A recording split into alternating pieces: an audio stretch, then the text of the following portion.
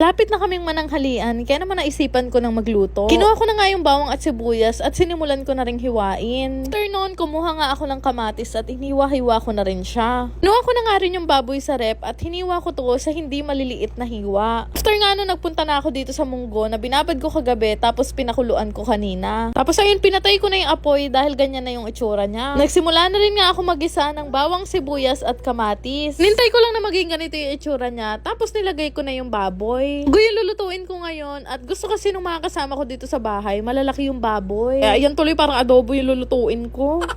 Yun na nga nung medyo ma-fried na siya, nilagyan ko muna ng konting tubig at tinakpan ko. After noon, nilagyan ko lang ng konting patis at hinimay ko na nga yung tinapa na binili ko kahapon. Grabe, napakasarap nito. Hindi talaga kumpleto yung munggo kapag wala to. After noon, nilagay ko na nga yung ginisa kong baboy dito sa pinakuluan kong munggo kanina. Halo-halo ko lang tapos nilagay ko na nga yung Knorr cubes. Halo-halo ko lang ulit hanggang sa maging ganyan na siya. Kakulo nga, sinunod ko nang ilagay itong hinimay kong tinapa. Nansya-tansya ko na nga lang yung lasa at hinintay ko ulit siyang kumulo. Sayang nga kasi hindi dumaan si kuya na nagtitinda ng gulay. Ayan tuloy, wala tuloy dahon ng sili tong munggo ko. Pero anyway, okay lang yan dahil tapos na rin naman ako magluto.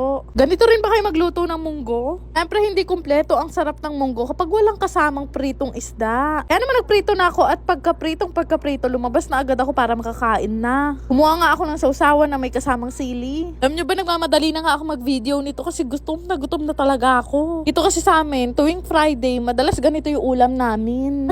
Bawal muna ang madaldal, kumain muna tayong lahat. Di ko naman kayo tatakamin, gugutumin ko lang naman kayo. Diba, isa pang perfect combination talaga tong munggo na may konting sili at merong isda. Tara, kain po tayo! Matapos nga akong kumain, naalala ko, nakakain na din pala yung mga trabahador. Kaya naman naisipan kong dalhan sila dito sa kubo. Pagbalik ko nga, nakita ko na naman si Kuyang Rider na meron na naman daw akong parcel. Tumating na pala yung mga ilaw ko at saktong-sakto naman, nagkikisami na sila ngayon. Ayan nga, nagpaplatada na sila sa buong bahay. Konting push na lang talaga, matatapos na to. Kaya super thank you talaga ako sa Aurora Game. Ang laki talaga na itulong niya para makapagpagawa ako nito. Merienda time na nga at paglabas ko ng kusina, naku, may nakita akong mga kakanin. Mukha silang masasarap kasi ang ganda ng packaging. Galing pa to ng fiestahan ha. Ito na nga, naisipan ko na naman kumain sa labas. Una ko nga titikman itong sumang magkayakap. Ito nga, hindi ko alam kung anong tawag dito dahil tatlo silang magkakayakap. Kaya tawagin na lang natin silang sumang kabet. Meron nga ding Espanyol, cordon bleu pero peanut butter flavor. Meron palang ganun. Sabi nga sa akin, meron daw pala tong sauce, kaya naman nilagay ko na sa mangkok. Di ko nga alam kung ano yung uunahin ko, pero ito na yung una kong binuksan. Diyos ko, ba't pinakatali naman? Ayun na nga, nabuksan ko na siya at ganito daw pala tong kainin. First time ko nga kain ito tinitil-til pala siya ng ganyan. Grabe na, excite nga ako kasi para talaga siyang masarap. Ay, Dana, masarap nga. Aba, parang favorite ko na tong sumang kabit na to Okay, sinunod ko na nga itong magjowang magkayakap na suman na to. Makakabusit lang dito, sobrang pekat. Di ko rin to alam paano kainin pero tiniltil ko na lang siya kagaya nung kanina. Di ko nga alam kung pareho to nung suman na kinakain ko, yung maninipis na isang buong pamilya. Pero ayun na nga nung natikman ko siya, pareho lang pala sila ng lasa. Kinaibahan lang, magjowa silang malapad. Pero magkayakap. Yun na nga, sinunod ko na tong Espanyol na marami nagtitinda ng ganito sa Baliwag Transit, sa may bus. Actually, hindi ako marunong kumain din nito. Pero susubukan natin ngayon kung ano talaga lasa niya. Favorite kasi ito ng nanay at tatay ko. Pero ako hindi ko trip kasi mukha siyang takla ni Lily.